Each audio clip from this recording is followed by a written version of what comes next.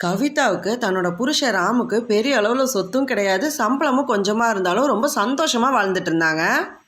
தன்னோட புருஷனோட வருமானத்துக்கு தகுந்த மாதிரி கவிதாவும் தன்னோட குடும்பத்தை எந்த அளவுக்கு கரெக்டாக நடத்த முடியுமோ அப்படி நடத்திட்டு வந்தாலும், கவிதாவுக்கும் எல்லா பொண்ணுங்க மாதிரியும் எங்கே போனாலும் நிறைய பொருள் வாங்கணும்னு ஆசை இருந்தால் கூட தன் கனவுக்கிட்ட பணம் இருக்கா இல்லையான்னு பார்த்துட்டு தான் முடிவெடுக்க ஆரம்பிப்பா.